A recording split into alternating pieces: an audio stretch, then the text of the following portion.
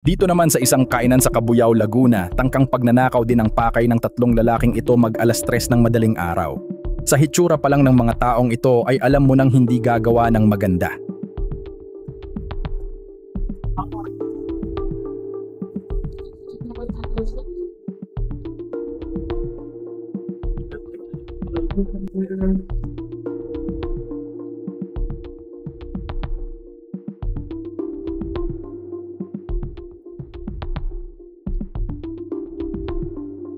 Mabuti na lamang at malakas ang kapit ng kahani ate, kaya hindi nagtagumpay ang mga kawatan.